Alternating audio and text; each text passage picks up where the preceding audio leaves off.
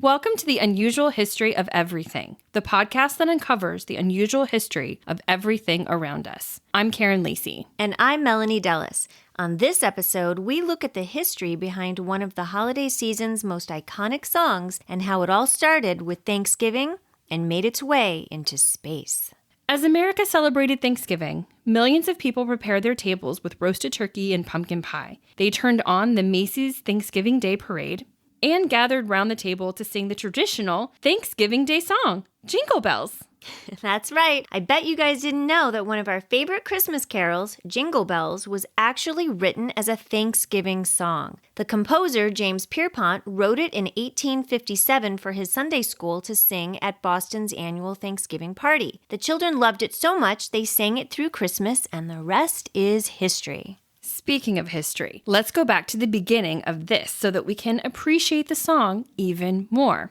As we said, the composer of Jingle Bells was named James Lord Pierpont. He was born into a very religious Unitarian family in 1822 and grew up to become the music director of the church where his father was the reverend. It was there, for his Sunday school class, that Pierpont wrote the music and the lyrics to Jingle Bells, inspired by his childhood memories of sleigh rides in the snow. Although we know it as Jingle Bells now, in 1857, when a Boston music publishing house released it, it was called One Horse Open Sleigh. It wasn't until 1859 that the name was changed, and despite most people singing it at Christmas time, there is no mention of Christmas in the lyrics, and the less-known verses describe racy subjects such as picking up girls, drag racing, and crashing the sleighs on purpose, hardly appropriate for a 19th century religious ditty. In 1898, the Edison Male Quartet recorded Jingle Bells on Edison cylinder. The history of the cylinder phonograph is pretty cool. Edison developed the phonograph after being inspired by his work on two other inventions, the telegraph and the telephone. In 1877, he was working on a machine that would record telegraphic words by making indentions on paper tape that could be sent over the telegraph. That got him to thinking that he could do some type of thing with telephone messages. So he used a diaphragm that had an embossing point held against fast-moving paraffin paper. The vibrations from the spoken words would indent the paper. Edison soon after changed the paper to a metal cylinder with tin foil wrapped around it and added a second diaphragm and a second needle, one for recording and one for playing the words back. When he believed he had the invention perfect, he had his mechanic, John Crucy, build it.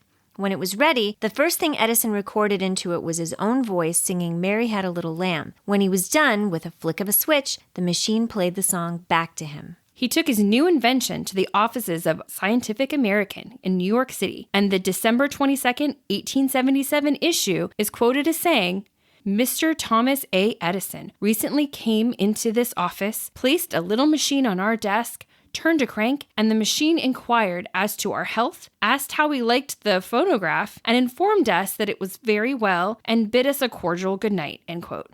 Not bad for a cylinder wrapped in tinfoil. The world went crazy for it. But like many things, the novelty soon worn off, and Edison began focusing his work on the light bulb.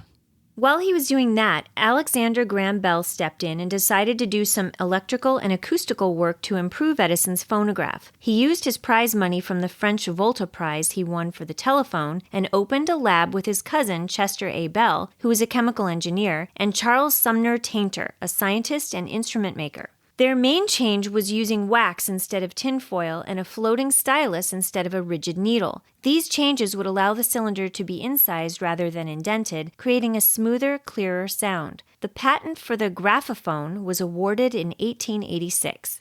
A year later, Edison was done with his light bulb work and went back to perfecting his phonograph by using white wax cylinders made of circin, beeswax, and stearic wax. In 1897, the Edison Standard Phonograph was manufactured and the cylinders played marches, ballads, minstrel dialect songs, hymns, comic monologues, and reenactments. That same decade, the Edison Male Quartet began recording. The group was formed in the 1890s and sang under the name the Haydn Quartet when recording for labels other than Edison. In 1908, the group signed an exclusive deal with Victor and retired their Edison name for the Knickerbocker Quartet, which became Edison's primary male singing group. Like we said, very cool history, but nothing to do with Jingle Bells, but still very cool history.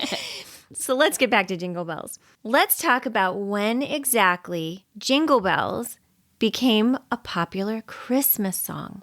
Well, no one knows for sure, but it does appear to have happened gradually. First with Pierpont introducing it to the kids in his Sunday school class and having them sing it at the Thanksgiving festivities, and then by its popularity as a recorded song on the phonograph, which of course led to its popularity on the radio, which opened its snow-covered lyrics to millions of listeners gearing up for the holiday season. Pierpont likely didn't mean to associate the song with Christmas, but there are some similarities between the visuals in the song and visuals people have had and still have at Christmas that probably led people to sing it for the holidays. For example, the sleigh. People in the 1800s used sleighs all the time to travel over the snow. But how can we not associate sleighs with Santa? And then there are the bells, the jingle bells. Santa is often portrayed as holding a long rope of bells that he rings to get people into the holiday spirit. Another thing is the snow itself. In many parts of the United States, it doesn't actually snow until after Thanksgiving. So some people don't necessarily associate a white, snowy landscape with Thanksgiving. Instead, it gets associated with Christmas.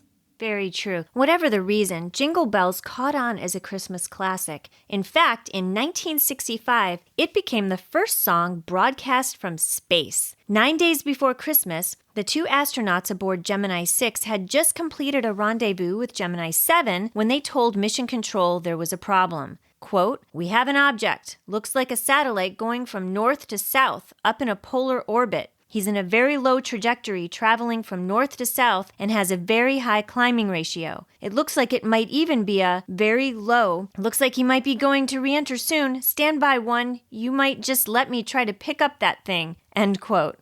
Kind of a weird quote, but I don't know what he was saying at the end there, but the tense report of the unidentified flying object was suddenly broken by the sound of Jingle Bells, with Wally Schirra playing a harmonica and Tom Stafford shaking sleigh bells. So these astronauts were playing a joke on Mission Control about a UFO that they were seeing, like instead they were trying to make it sound like it was Santa's sleigh. Yep. Is that what they were doing? Yep, exactly. They're trying to be like, what is it? What is it? I don't know. Oh my gosh. Making a polar orbit. Get it? I get it now. I get it. That's cute. And Mission Control's probably like, oh my God, our first UFO. Actually, there had been one earlier. Oh. If I remember my history correctly, one of the earlier Gemini flights, I think, might have had their first idea of like a potential UFO, but it was probably like space debris or something like that. Not a prank. Not a prank. We could totally do a show about that, though. That was kind of funny because I think we should. It was one of the ones where there was only a single astronaut out there by himself, which was one of the earlier missions. That's how I remember that. All right, we need to do that. Yeah. UFOs from space. Yes.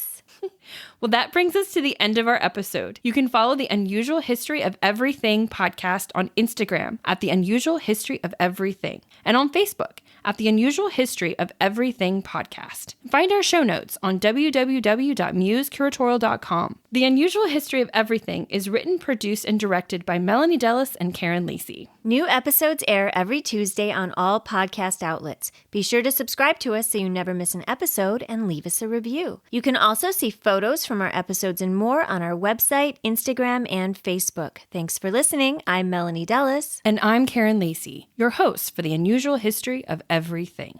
Da, da.